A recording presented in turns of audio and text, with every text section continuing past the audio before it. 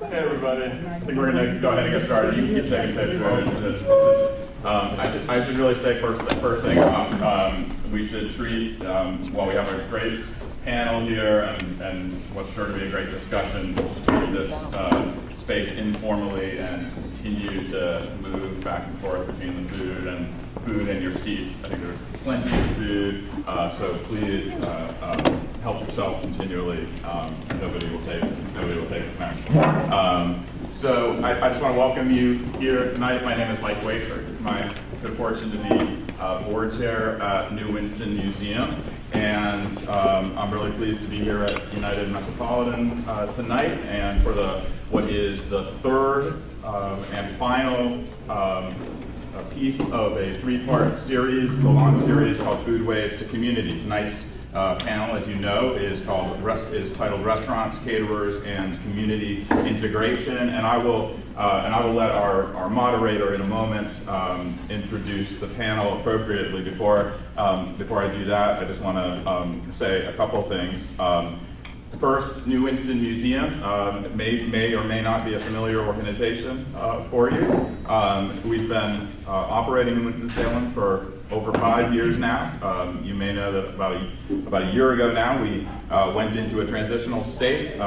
We closed down operations at our original building, which was down on South Marshall Street, and we're currently very much preparing to reopen in the not too distant future in a location, in what I think is going to be a really exciting location, so stay tuned for more of that. I will tell you about one other event we have coming up soon, and that is in conjunction with Historic Preservation Month here in Winston-Salem. On May 9th, we'll be hosting an event at the historic Brookstown Inn on historic hotels. That at 5:30 p.m. on Wednesday, May 9th. More information about that will be, as always, available on our Facebook page and our web page at newwinston.org. With regard to helping everybody stay in touch with us, I'm going to pass around a clipboard that has a place that if you'd like to put your name and email address, we would love to add you to our mailing list and remind you to like our Facebook page. And so I'll hand this to Lisa and then on from there. Just a couple of things quickly, and then I'll introduce our moderator. I want to especially thank our board member extraordinaire, Lisa Blee, who is responsible in large part for putting together this entire Foodways to Community series that ends with this wonderful event tonight. I want to thank our operations manager, Alana Melcher-Holderfield, in the back, who helps make these events come together as nicely as they do. Want a special shout out to Linda Dark, for our board member, and she who helped land this event at United Metropolitan tonight. We're lucky to be here. It's so nice to have these awesome screens. Yeah, just want to recognize Fred Terry, also another board member, and great partner in helping New Winston chart its course into the future. So thanks to all of you for being here. Again, don't forget the food. And with that, I will quickly, I should also quickly thank the Forsyth Community Food Consortium and its director, Marcus Hill, who's not here today, but the Food Consortium has co-sponsored this entire series with us, and we're thankful for that and look forward to more partnerships down the road. I'm going to introduce Derek Hicks, who is our moderator today, and then turn things over to him. Derek Hicks is Associate Professor of Religion and Culture at Wake Forest University School of Divinity. He teaches and researches broadly in the areas of African American religion, religion in North America, race, the body, religion and foodways, and cultural studies. Currently, he serves as the co-chair of the Religion and Food Group Steering Committee with the American Academy of Religion. Dr. Hicks is the author of the book Reclaiming Spirit in the Black Faith Tradition, Palgrave Macmillan, 2012. He is currently completing a second book entitled Feeding Flesh and Spirit, Religion, Food, and the Saga of Race in Black America. We're honored to have you here, and I'll turn it over to you. Thank you. Thank you.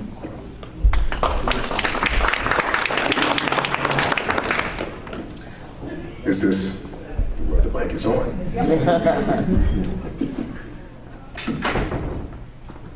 And I'm assuming I need the mic, so I will go ahead and speak into it. Good evening.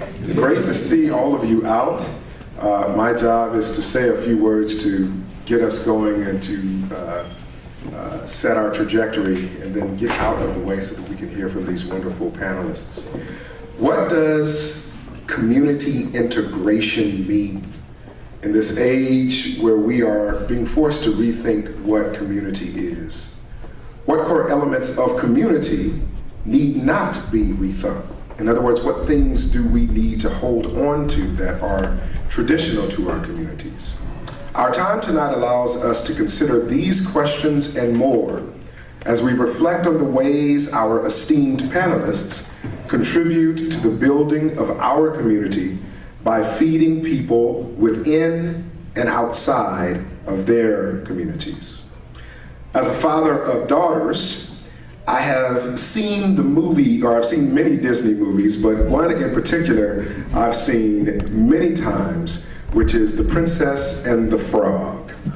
For me, the most important scene of this movie takes place right at the very beginning, when young Tiana, long before her aspirations of being a princess, makes a pot of gumbo that brings the community around her porch.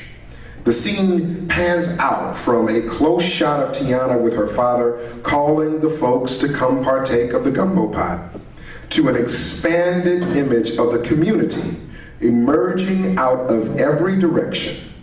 It's as if they intend a fellowship at church. This is not unlike the scene that one would find on my grandmother's porch in Los Angeles, California, where so many members of her community would come and be fed and filled by spirit and of body. One of the things this idea of community articulates is the value and beauty of complexity. The gumbo pot is a beautiful, complex, yet messy dish. It is not a melting pot where all the flavors bleed into one. Rather, the gumbo pot expresses the type of community our panelists work toward.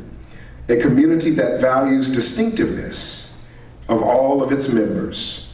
It understands the critical importance of tapping the history and traditions that have resided within the community for many, many years. Let us therefore begin and hear from these wonderful panelists. What we will do this evening is I'm going to introduce each panelist just before they give their opening 5-minute introduction. And I've got sheets here that remind me of the time. After each panelist has given their 5-minute opening introductory monologue, then I will pose several questions that each of them will be able to respond to. And after we've gone through this sequence of questions, we will open then the floor up for you all to engage with our panelists. That sound all right? All right. So let me begin with the good brother, Chef Gordon Simpson. Chef Gordon is a former offender, and yet he has disallowed the term offender to be the main part of his personal narrative. He has transformed and transferred his great energy in forging community through a love for fusion cooking, as he put it yesterday. He takes a little bit of soul food and somehow, and I cannot wait to taste some of this, brings it in harmonious conversation with Asian cuisine. Such is the feat of one of the greatest chefs in our city. So let us begin by welcoming the good brother, Chef Gordon. Thank you very much. It's an honor to be here. And I just got to say, I'm very thankful for Stephen Powell and his wife, Michael Thomas and Project Reentry, and Reginald, top priority. These are my supportive people. I've been out of prison for 11 years, and I have a dream. But it took prison to change my mind, and that's what it mostly was, a mind change. Because while I was in there, I didn't want to ever, can I put some more ever, come back to that place. So, and in order for that to happen, I had to change me. I had to look at the world a different angle. So, I studied, I went to school, I did not play basketball, chess, or none of that stuff. My most thing was I got into the Word of God, and I asked Him to change me. I asked Him to give me a whole new life. So when I got out, thanks to Pastor Stephen, he was there to pick me up and take me to a rehab house. I'm gonna make it really short. So I stayed there, I didn't have any clothes, I didn't have anything. But I was determined not to go home to New York City, not to ask my parents for any money, and I trusted on God. You brought me out of here, and I trust on you with everything. So, first day I was out, a friend of Pastor Stephen gave me a job. I haven't been out 3 hours. Hallelujah. I started Monday. Okay, first paycheck got me some clothes. Second paycheck, I went back to the jail and got me a bike so I can get to work. Okay? And as time went on, I leaned on Project Reentry. I met Michael Thomas. He trained us how to take interviews, how to present yourself, how to dress in success for a job. He also told us, you take your negative, which I was doing was selling drugs. So take your negative and turn it into a positive. So now I sell food. Okay? I ain't going to jail behind selling somebody a hot dog. Okay? So that was the most important thing there. Okay? Then, as years went by, I worked in various places here. I also, as part of God changing my life, He blessed me with a wife, which was great.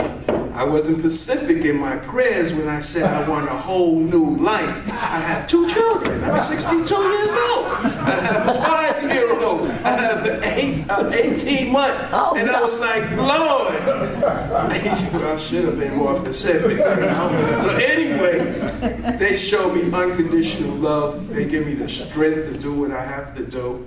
And I love it. My dream is, okay, I'm not going to leave Reginald out. Reginald, at our last event here, Reginald came to me and he asked me, will I be interested in teaching the mentally ill persons how to cook? A survival mode, basics. First thing is safety, because they don't know the pot is hot, the knife is sharp. So the first thing, it has to be safety. So I started teaching there, never did it before, okay?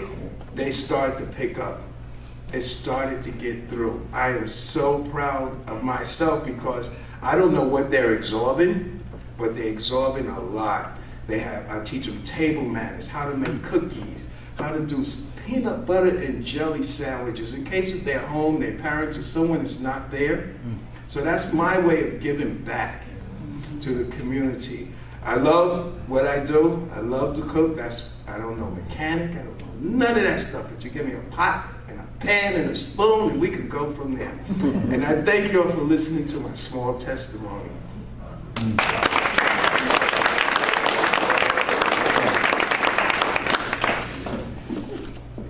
I have the honor of introducing someone whose food has been in my home and my children have eaten it, not knowing what it was, but ate to their fill. And when I told them what type of cuisine it was, they said, well, where's her restaurant? So I had to say that up front. Panelist Shereen Gomaa states that she, quote, always felt that food is one of the best ways to build bridges and bring people together from different backgrounds, end quote. Through her nonprofit called Delicious by Shereen, and it truly is delicious, she and her husband served the Triad's refugee communities who were resettled to this area. Their efforts working with these families has created new neighbors and helped both refugee families as well as Triad natives to reimagine community through her wonderful food.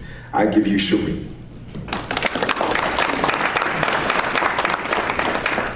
Thank you so much, everyone, for coming today. I'm so happy to be with you today. In the past couple of years, the Triad received many huge number from refugee families coming from all around the world, and they were blessed enough to be resettled here in our area. I have been working with them and have gotten to know many of our neighbors here in our community, wanted to help them resettle and start a new life. I have started a nonprofit organization called Delicious by Shereen, and our goal is to help the refugee families and women to work and use their skills to earn some money and support their families, and don't ask someone for help, but they can depend on themselves and be happy and be involved in our community. We currently work with between 5 to 10 refugee families on ongoing basis, with the possibility of adding more rotating between different families in the future. I have achieved Serve-Safe certification, and my home kitchen is certified, and we have many successful events through all around the community. And to reach our goal, our current need is assistance to obtain and equip retail kitchen certified by Forsyth County Health Department. I would love to have a permanent location with a professional kitchen where we can serve the public and share our story. I am also looking to more Mediterranean cooking classes so that we can meet with more people and they can try our delicious food. And the secret of our food is when we cook from our heart, and we put love, we put effort, we put time. So it's not like any other food you can taste it in around here. It's unique. And this is our secret. I wanted to share it with you. and even though we live in a challenging times, I think it is so very important for people to get together and sit down to share a meal and get to know one another, that we have more in common that we realize. I'm sorry. So we try to help our community, to give back to our community, to help the refugee families to settle here and start new life and get to be happy and involved, and also get to be comfortable and meet new friends and start their life after everything. So this is our goal, and we hope one day we can have our own location and serve more people and get all the community together through food. Thank you so much.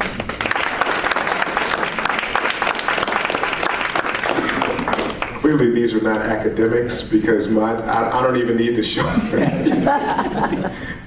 They are staying within the time frame. What a blessing. All right. Mitchell Britt is the co-owner of Krankies, and he's going to give a little bit more of his bio, but I just wanted to introduce him by way of story. I moved here in 2011. And the first week we got here, I am the type, my wife is not like this, but I like to just drive. I like to drive around town. Now she will say you're wasting gas. And I say I'm trying to get a feel of the community, and the only way I can live here is to discover it on my own. So I drove one evening, and someone had mentioned some odd name, Krankies, for a coffee house. And I wrote my whole dissertation in coffee houses in Houston, Texas. So I had to find a coffee house as soon as I got here. And I stumbled upon Krankies on a Monday night. And I step into this odd space and warehouse area and tobacco smoked stacks across the street. And I said, what is this place? And I get in and I hear this wonderful music. I go to the back then was when you all had that kind of makeshift stage or whatever that was back there. And there was some jazz musicians jamming and they were playing one of my favorite songs that I never thought I'd hear a jazz musician play, Nick Drake's Riverman. None of y'all even know what that song is. Look it up. It's a classic, classic song. But it was then that I knew that this could be a place where I could find community, and Krankies has been that space for me in all these years since I've been here. That has been one of the fundamental pillars in this community that has introduced me to so many wonderful things that happen here. So I give you Brother Mitchell Britt.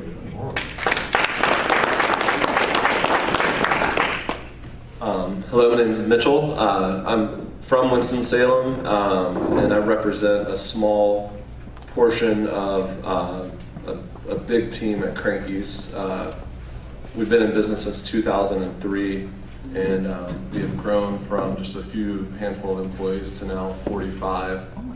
And we serve the community in a lot of different ways. Food is kind of our main focus now, and that's why I'm here tonight. Marcus Hill asked me to be here last week, and just trying to think about, you know, what we have been working on and what we still need to work on, and because as you were saying, Derek, we experienced the music there, and we've our place has changed a lot over the years. We've responded to the neighborhood and to different things going on around the community, and so it was a big change for us to introduce food into our programming. We had done some food events here and there, engage the community with like trying to introduce local food. Some people, even that should be a familiar thing already because we grew up on it. I like it. I feel like in Winston. And so like transitioning from music to food has been a challenge for us, and we've learned a lot. And I think now, as we're coming into our third year with the kitchen, really starting to get a hold of what we're doing there. We roast coffee as well. We've been roasting coffee since 2005, and we import coffee from all over the world. And that has really opened our eyes to the challenges we all face in the world and in communities, because lots of times the coffee we're sourcing is coming from marginalized places, I guess you could say, or places that are struggling. And so we've always chosen to buy coffee directly from farmers, so that there's a real exchange happening, and they're getting more money for their product. And so we've tried to like take things like that, like from coffee sourcing to sourcing local foods, and not just present it to the community in a different and kind of fun way. Our place is really casual, but we make everything from scratch. We put a lot of work into it. And we're there for the community, but we're also there for our own employees as well. Like, we've built a really big family of friends, employees from all different backgrounds, and that's not something you typically see in a traditional restaurant. We are a for-profit restaurant, which is a struggle when you open a kitchen. And we really do care about the lives of those, our employees, just as much as the customers. So it's been a challenge and a learning experience, and I'm excited to be here to learn from you guys and about how we can continue to be more a part of the community and use our food for that. So I guess I have a background in cooking because we grew up here. Your grandparents were from here. You know, it's hard to disassociate yourself from gardens and home cooked food, and that's what we try to do down there. So come try it out. Well, can we give our panelists a hand? So I'd like to start with the first question, and any of you can pick up on this. We don't have to go in any particular order. What is the role of teaching or of educating with regard to creating community? What is the role of teaching or educating?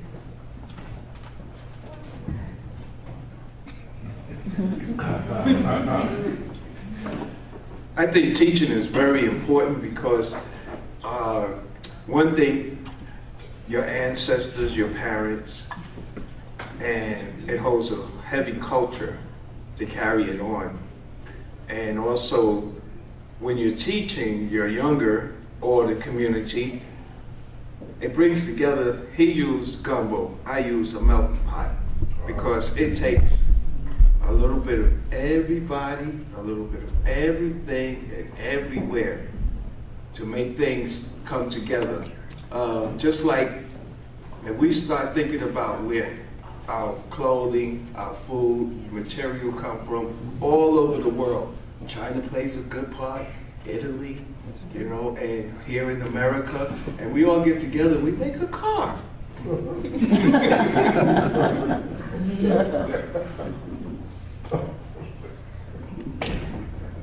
Our role for teaching is very important, that let you meet new friends and let people learn from each other, and to share our food, our culture, experiences from all around the world, and to get the people in our community to know the refugee here in the community, and to work with them, to empower them, to be confident and to be happy together in our community.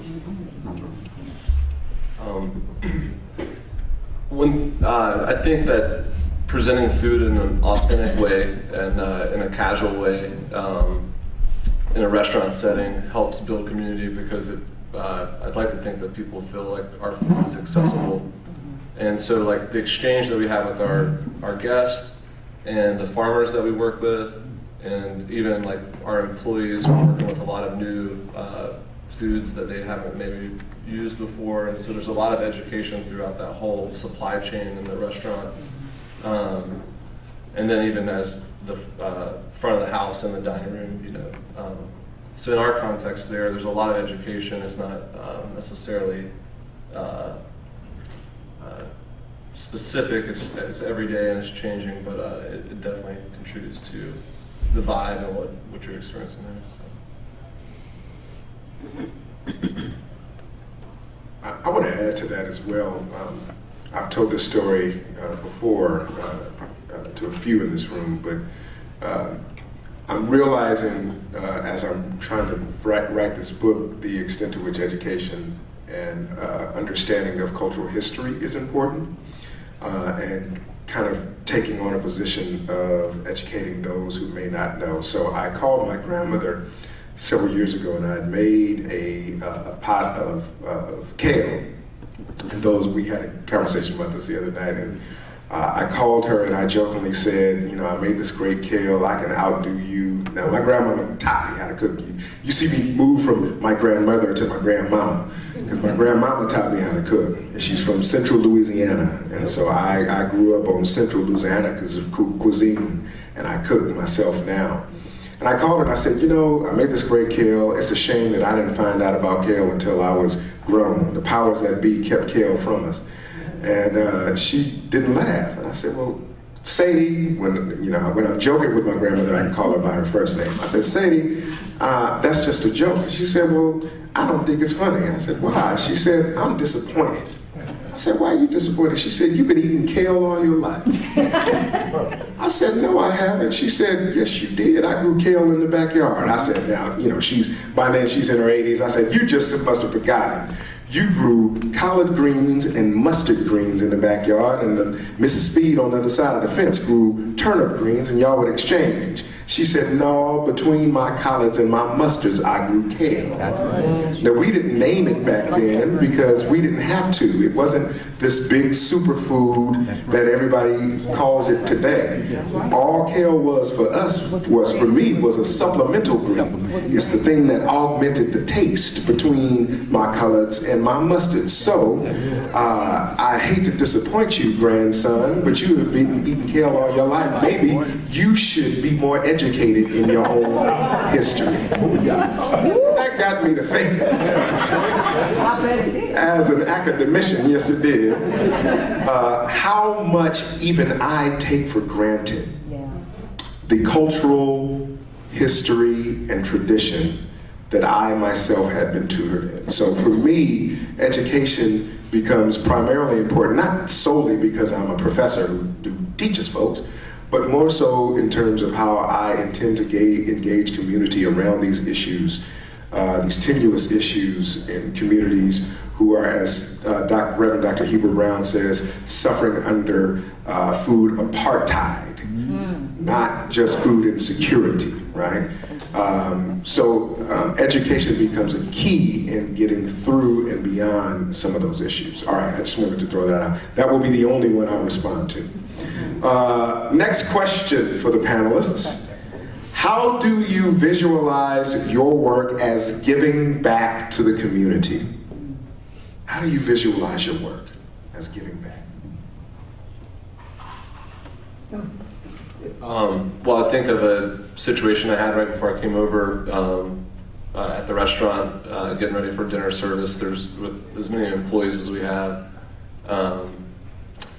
things come up, like issues in the kitchen, and so people, as one of the owners, like to come to me and, like, you know, express themselves, and there's always an opportunity to find a teachable moment in those situations. And I'm, you know, 3 years into it, realize how important we all are, staff and management, to our employees, and leading and guiding them through some of these challenges in their lives. And it's really been eye-opening to me to think of a traditional restaurant, because like we've done donated things, like donate coffee to projects, and done fundraisers as an event space, but I think getting involved in the lives of the employees has been the biggest thing I've really seen since we've changed with the kitchen.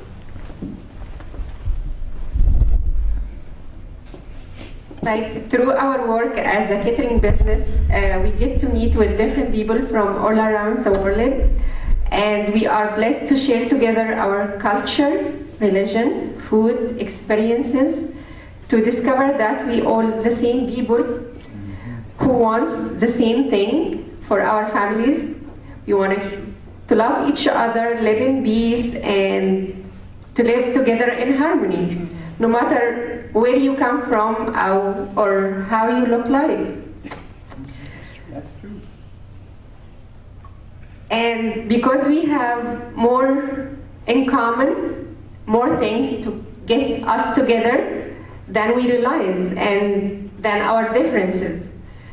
And together, we can make our world a better place for everyone, and to be a happy place for our kids, our generation to come, just by accepting our differences and work together and empower each other and lift each other up to live happy together. Okay, food is always a link of change to bring people together. All races, creed, whatever it is, young, old, we always get together. My visual is, I'm from New York. We used to have street parties, okay? My thing is, I want a food truck. Not only a food truck, but also something where the kids is always on the computer. Something where the kids can learn street games, stickball, handball, Skelsy, stuff that we did when we was children. That brings the kids together, and at the same time, my food truck would be to feed the homeless. Everybody's invited to the street party. And it's something that I would do 4 or 5 times a year, different neighborhoods. My food truck would be also qualified to feed the people up in Scarsdale, high class, all the way down to the hood. Okay? And that's the way I visualize what I can give to the community.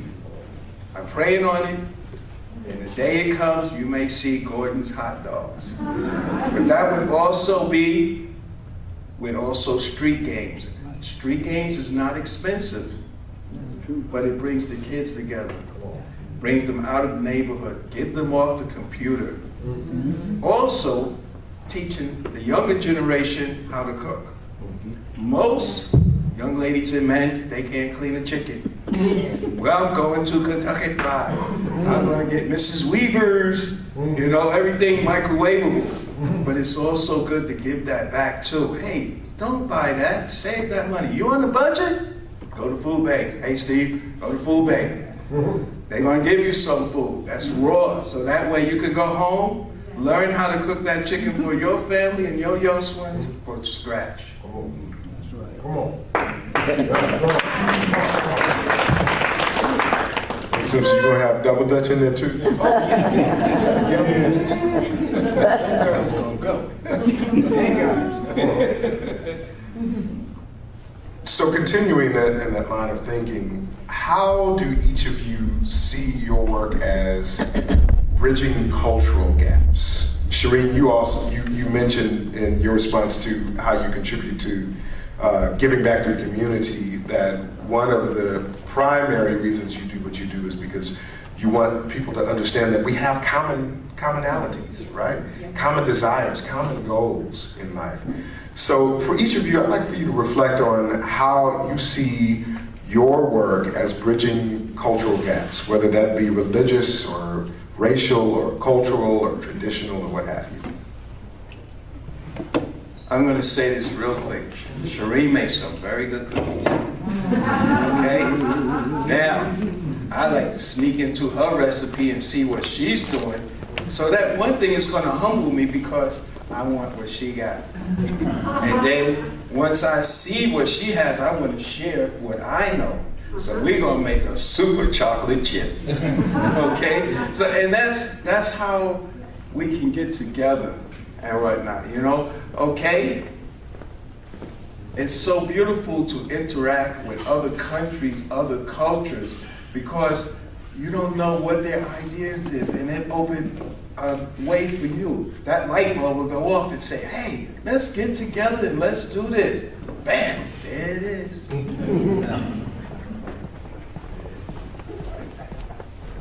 Like I said, like I always know that food is the best way to bring people together. Everyone like to eat, like to try different things, like the challenge for like spicy or sweet and sour, like try different things from all around the world. And through our work that we meet with different people and we eat different food, like here in Winston we have many different restaurants from all around the world. We go there, we taste their food, we like it. It's different that we used to eat, but they share their culture, their story through food. So when we meet different people from different places, different culture, religion, we can sit all together in one table and enjoying eating food. No matter what this food come from or how you cook it, it's good food. And like we can share our blessing together as a human being, no matter what is the religion or race or culture, because food is always universal connection.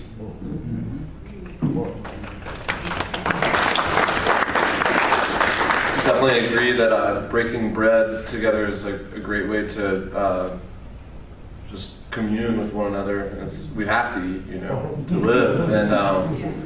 And it's been when you come to our place, just across the street over here, and you try our menu, you're tasting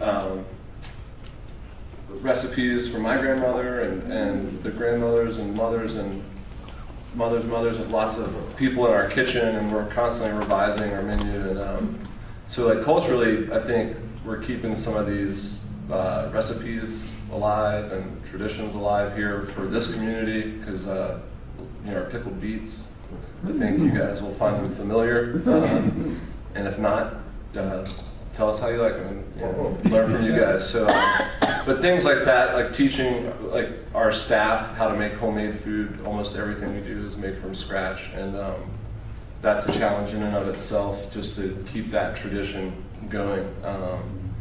Not a lot of restaurants do that in town, and I think if we can continue to find ways to teach people about their food heritage, then we can find ways to learn from one another. Just keep it understood. So, last question for each of you. What is your vision of the future with regard to your work, with regard to how you want to grow? I know we've heard there will be a food truck going on in the future. But each of you, give us an idea of your vision of the future.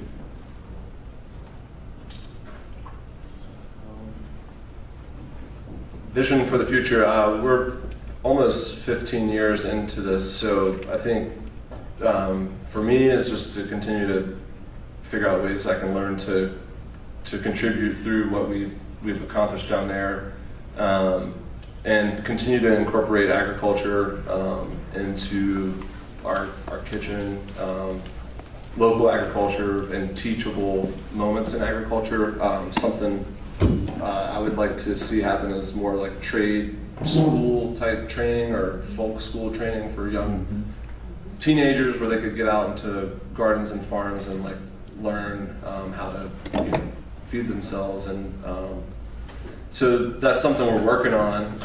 It's a lifelong project, and we're going to need the whole community's support. It takes a village, and I think we have some of the resources that can help bridge the gaps there. And so hopefully we can get there. But I think just run a normal kind of standard business where everyone's welcome. We've always said e pluribus unum is kind of like our motto, like everyone's welcome at Krankies, out of the new one. And so that's what we're going to keep doing. My vision for the future are that we can open our own restaurant, our own place, so we can share our story with everyone, with more people, and also share our food, our culture, and connect all the community together through food, and to have get more people to work, from refugees to have a chance to work and have a secure and stable life here in our community, and to create new jobs for youth, and to share our story, and to share our delicious food with everyone. As you all know, my vision is the food truck. And it's also to teach children how to cook, teach mentally disabled people how to cook, how to teach guys where I came from that there is a way, a survival way. You don't have to go back to the street. The money is not plentiful, but it lasts long. You don't have to look over your shoulder, and as long as I keep continuing to give them that testimony, because I was in the fire, God brought me out, showed me a new way, and I would love to connect that some kind of way to show that you don't have to live that way. There is a better way and stuff, because when I was in that world, I made a lot of money, I ain't got nothing to show for it. Now it's times when I make $8 an hour. I still got the watch I brought from Walmart. That $100 watch, it just disappeared. Don't know what happened to it. But I love to share what I learned. And one thing is to humble yourself. Once you start to learn how to humble yourself and not look at it that way, is to look at it several different ways, and then pick the best way. I also want to thank Ms. Lisa, because 4 years ago she gave me a catering job. It was over 150 people. I did it with 2 people, and it was a smash. But she gave me the opportunity to do it. I felt in my heart I didn't need to go to someone else because of my experience. I did it. We pulled it off. She still hired me. Hey. But anyway, that's what I like to do. I like to share. From that food truck, it's going to open up doors. Unbelievable. I'm coming to Krankies. I haven't been there. We're going to drink some coffee.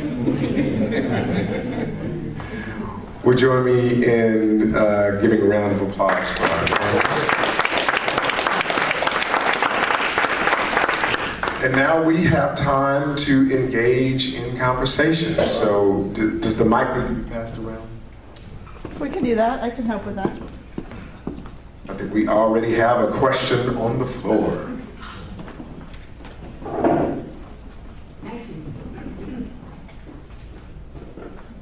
Thank you very much for welcoming us all here tonight. I just wanted to ask if you are connected yet with two projects that I just heard have just started that I think will be good resources for you. The Arts Council just gave a $2,000 grant to a young woman named Laura Gardea. She's an opera singer from the School of the Arts who's now doing her master's degree in sustainability. And she, with a bunch of her friends, are starting something called a food forest. Have you heard about it yet? What it is food producing, in other words, fruits and bushes, not a vegetable garden, but having it be a forest of edible food. And it's somewhere just down in here. So it's called, it's horticulture, but have a look for it. It's called a food forest. So that that's good. But the second one that I wanted to make sure you were connected with, and I'm sure you're connected with a lot. But a while back there was a group called What's Up? I went, what's up? That was the Winston-Salem, you ready? Urban Agricultural Project. What's up? Now what they've done is they're just out in the edge of Winston-Salem. They've got goats. They've got a lot of land they're working hard on, making all kinds of vegetables. Lots of beautiful. I actually saw that one chicken walking around like this, and she kind of went like this, and then I ate her chicken, her egg that came out. I tell you, I saw it from there to there. But they're called Bright Heart Farm. So I just wanted to say that in God's 1 acre, over there at the old school, there's several of these things, and I hope that you're being able to access them to interact with them too, so that you have the soil people to be coming into your beautiful world as well. So perhaps you know some others you'd like to share with us. There are all kinds of places where you can buy good vegetables. I'm just talking about the actual farm projects and this new one called Food Forest. Thank you.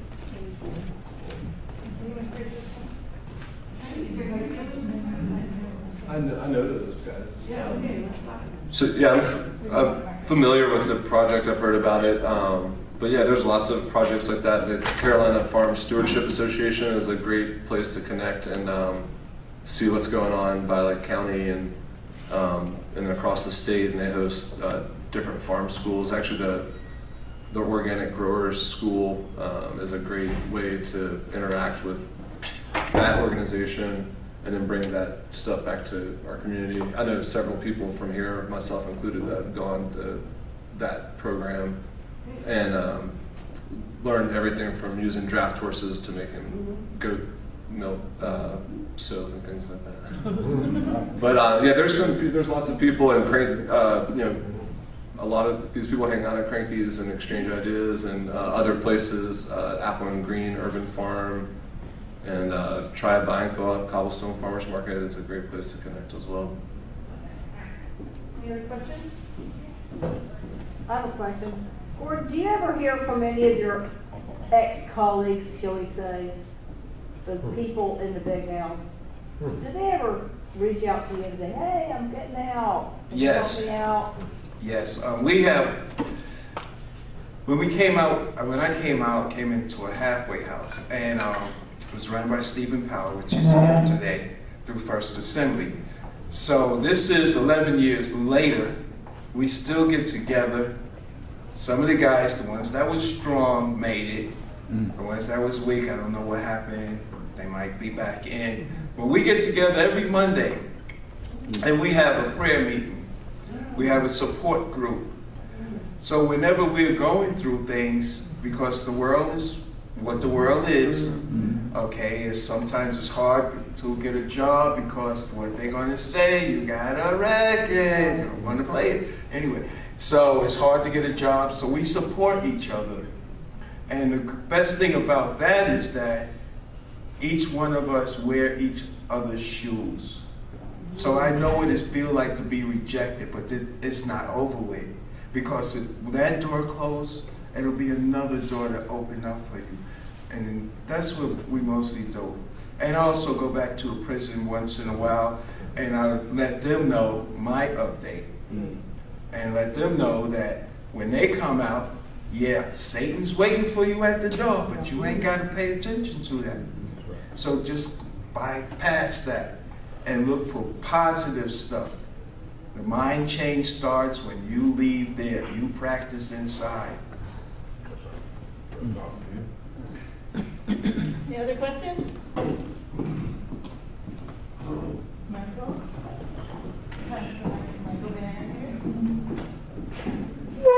Yes, I had a pleasure listening to you all today. Pardon me.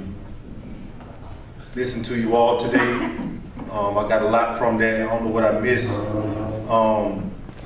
Good food. I appreciate the local and flour and stuff like that.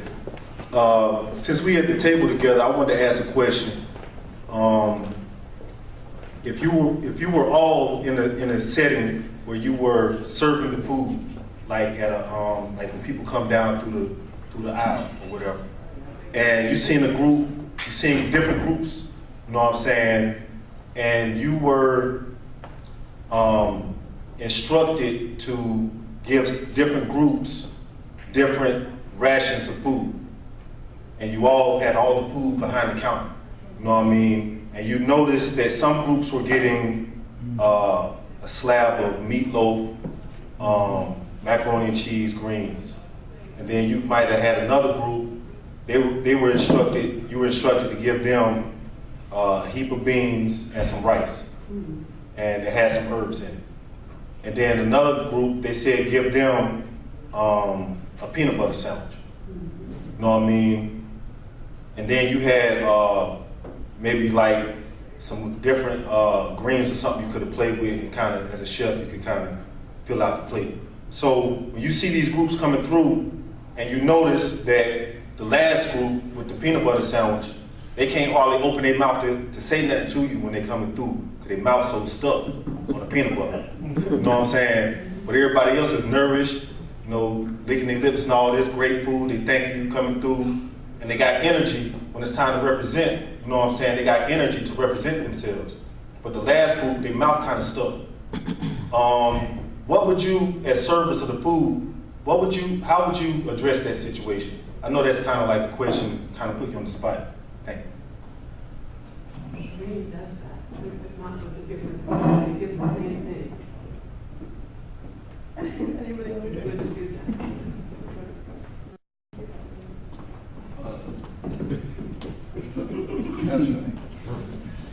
Okay. First of all, who is they?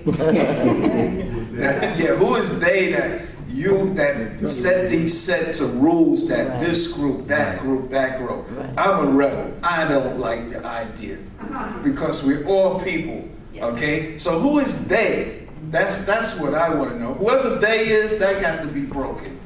Okay, one way to break that is we ain't nobody gonna eat nothing. Okay, for a little while anyway. You know, but that they thing, I feel all men are equal. God gave food for everybody. This earth is loaded. Why this group, that group, that group? Let's get back into gumbo, because it's messy. We all gonna eat the same. But you know, that's what really bothered me. Who's sitting up in that chair? Need to be in that line with the peanut butter. Oh, that's right. That's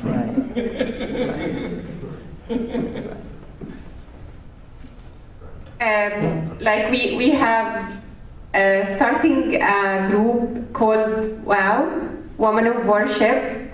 We meet once a month from 1 till 3. It's a faith group from all different traditions. All different faith. We come all together, we sit together, we eat together, we prepare different food. We wanted to share it with everyone. We come from different road, from different culture. We sit together in one table, we eat, we share our story, we share our experiences. Doesn't matter how you look like or what is your faith or where you come from. We all people, we have the same right. We have to treat each other with respect and love each other as we love to ourselves. And like as neighbor, we have to love each other, support each other, and treat your neighbor as he's one of your family. He's one part of your family, no matter how they look like, where they come from. We all people, we all human beings, we have to respect each other and support each other so we can live in a better world.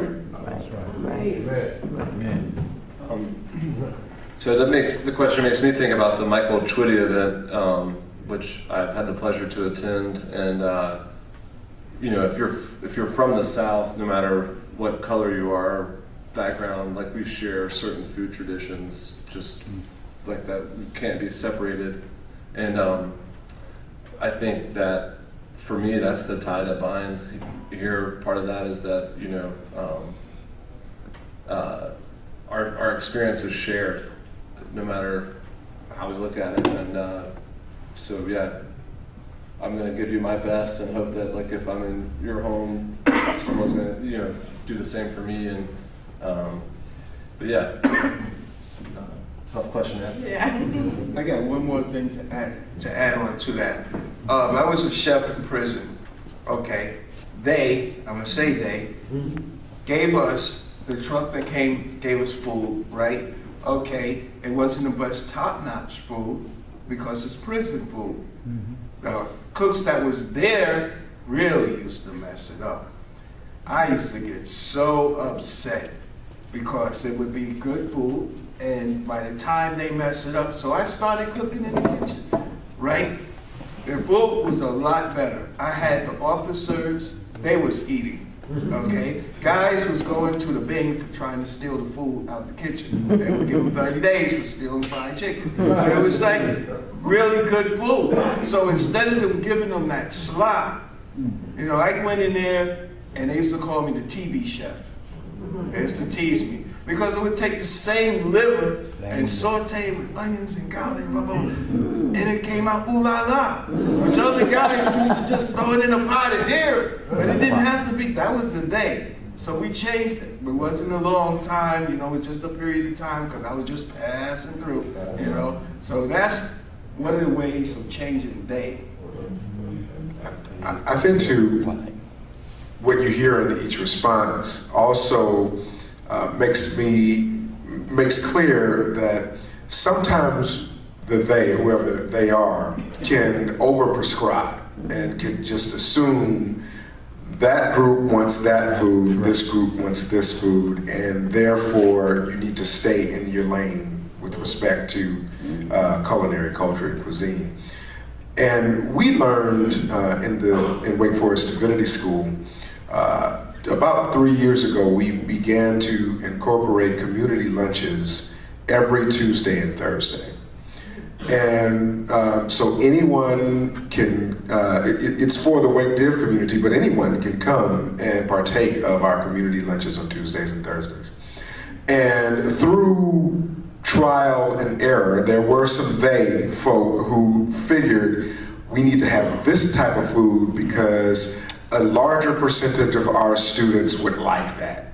But the food would hit the table or we'd go through the line and invariably you were going to have somebody complaining about what it was. The omnivores were mad because it was all for the herbivores, and the carnivores were leaving to go get their own pizza with 3 different types of meat on it. But eventually we were able to create a space through difference and variance of food, through difference and variance of chefs and providers of food through catering, where on any given day, or any given Tuesday or Thursday, you would satisfy the larger majority of the community. And part of that meant that we were able to expand the palate of those who were partaking of the food. So when we were first served Shereen's, is it the rice and the grape leaves? I'm sorry? Stuffed grape leaves. When her stuffed grape leaves first came in our community lunch, I remember some folks who were like, man, I'm not eating it. What is that? I'm not eating that. And I remember one time picking up one, I said, oh, these are stuffed grape leaves. I haven't had this since Los Angeles. And I ate one and I said, man, this one is better than what I've ever had in LA. And I recall that day, everyone at my table who had their noses turned up ate her stuffed grape leaves, and then that led them to eat the rice. And then that led them to eat the chicken. And that led them to eat the salad. And ultimately, that led everyone to saying, you know what, this ain't half bad. So when we overprescribe, we lose the opportunity of cultural exchange in problematic ways. So. And I would say, and it's something I believe, that anytime we see injustice, somebody's got to speak. And so if you're going to treat, I don't care who this is to my right, if you're going to mistreat them, it's my responsibility to say that's wrong. And we have to start doing that if we're going to change this world. These are some good insights to Michael Banner's tough question. I like it. Yeah, nothing like I'm deeply concerned about food deserts. And I know they exist here in Winston. I know East Winston is probably the largest area of the food deficiencies. I also know that I can drive through certain parts of town and drive by several grocery stores within a almost half-mile radius. I also know that there's a church in every, 500 yards in East Winston that has a kitchen. I don't know if there are any systemic efforts to challenge the existing food deserts that we have. I know there are food giveaways. I've heard about food banks. I just would like to just throw that out there and just hear what you all have to say about any efforts to make a significant dent or even involve some of us here as what we can do about those deficiencies. So Dr. Brooks, I'm excited to jump right into a response to that question. I have to mess with him because he's my buddy. So I mentioned earlier that I'm working with a gentleman who is beginning to do some work here by the name of Reverend Heber Brown, Heber Brown. I would encourage each of us in this room, if you don't know him, to look up his work. We've brought him to Wake Forest, we've brought him to the Winston-Salem community to speak, but he's worth a look. Now, what is Heber Brown doing? Heber decided in his native Baltimore to assess the communities, especially lower income communities, who were suffering exorbitantly from food insecurity, what he calls food apartheid. He considers food apartheid in large measure because he considers a political element at play whenever we're talking about food deserts. So he didn't talk about food deserts, he talked about food apartheid. Now, what then do we need to do politically to respond to those apartheids? One of the things he decided to do was to empower the churches, to Dr. Brooks' point, to do more with the resources they already had. So he said, he started noticing that every other church, black church especially, he would assess, had land, small parcels, large parcels, significant parcels of land that was going unused. And so he started thinking, what would it look like if each of these churches farmed or gardened on that land, but not only did that, but created a coordinated network among themselves as a consortium to create foodstuffs to not only feed their parishioners within their churches, but also create a consortium that could feed larger communities, folk that don't even attend church. And so what he did several years ago was to start the Black Church Food Security Network in Baltimore City that addresses these needs. And so what that ended up doing is it not only began supplying food as a practical matter, but also it created kinship, community, exchange of ideas, educational opportunities. Folk from East Baltimore were dealing with folk from West Baltimore in ways they had never dealt with each other in the past through the efforts of the Black Church Food Security Network. I would also tag, I won't say as much, but the work of Haile Johnson in in Philadelphia, Pennsylvania, who saw in North Philadelphia opportunities to expand food opportunities for the poor there through a network connection with the Amish, who have plentiful, significant, substantive farms in Lancaster, Pennsylvania, which is about 55 miles to the west of the city of Philadelphia, and started in a consortium exchange there. So, all that to say, I've been in conversation with Hebrew about what a food security network by way of churches could look like here in the city. And we are beginning, and I'm so glad that Michael Brooks, I can connect with him regarding thinking through this, about what it might look like to start something like that here. Because Michael made a great point, and it's worth repeating. Winston-Salem has the dubious distinction of being the worst municipality in this state, and in part in this region, with regard to food insecurity or food apartheid. So it is high time that we do something more. I want to ask Mr. Michelle, would you address that? They run a food bank, and I'm quite sure she has some very good ideas. Her and Pastor Steve, they run a food bank for the last few years. Yeah, well, our food bank is in its 11th year. Transform Lives Community Food Bank is over off of 311 New Walkertown Road.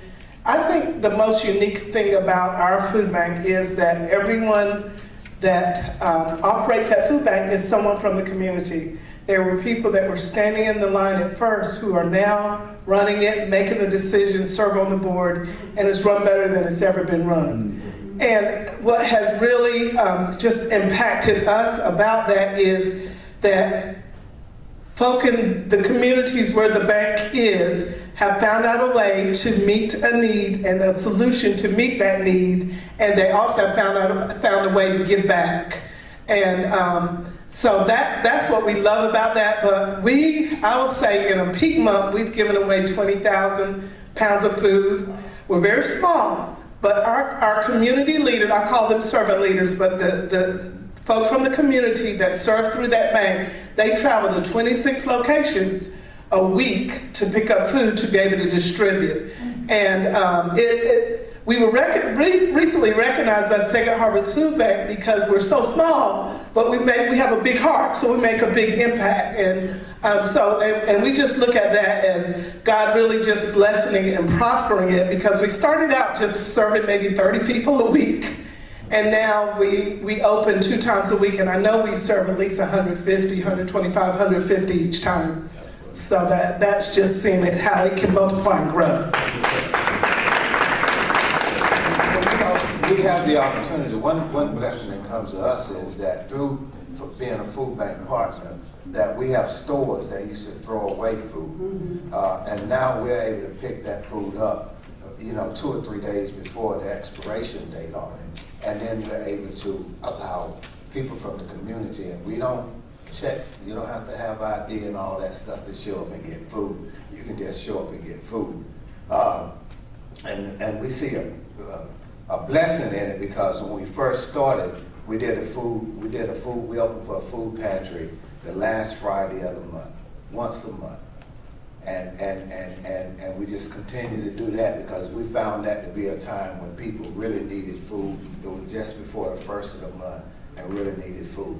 And we went from doing that, we went from once a month to once a week, every Friday. And then we went from once a week to twice a week. And now we're able to give out food twice a week because we pick food up on Wednesday and Thursday and Friday. We give that out on Friday.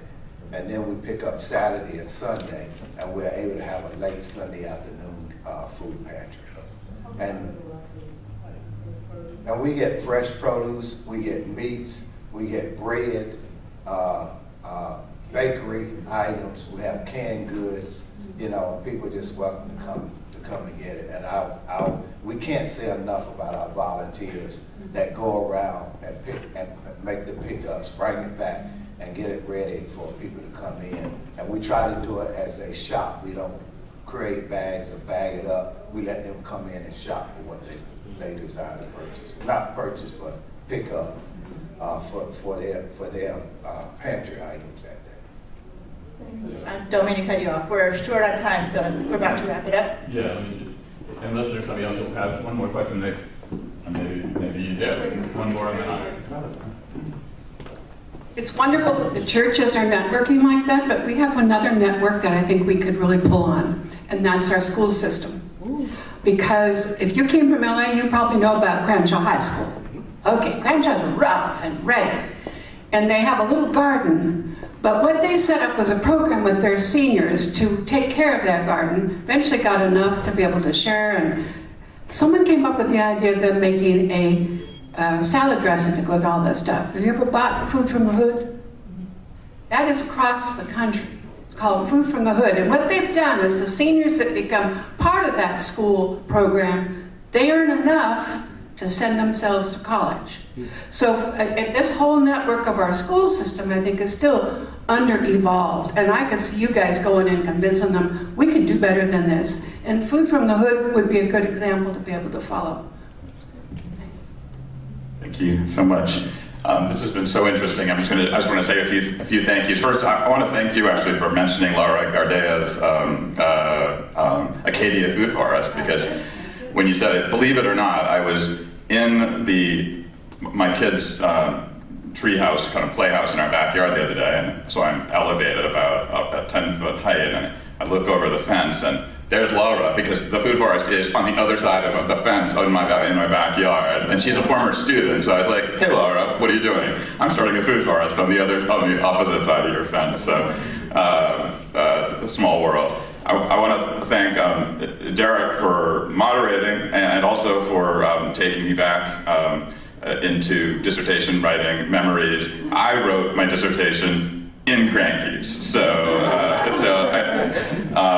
And anyways, I want to thank all of y'all for being here. I want to thank the chefs and the coffee providers for all the awesome food. And I should say, please don't head for that door, head for that table before you leave. I want to thank our panelists. And I must say, and this is a forced segue, but one of the things that I can't help but think about with all this talk of the way that food is a natural basis of community formation is to say that New Winston Museum, as you may know, is currently in a stage of a lot of intensive reflection about what we're going to look like when we reopen in a year or 2 years from now. And it's tempting, I must say, to take the lessons of a conversation like this and think, okay, maybe we really do have to have a full kitchen in the new museum, because I mean, food is not just it itself is an object lesson in history. Michael Twitty taught us that. Each of you has taught us that.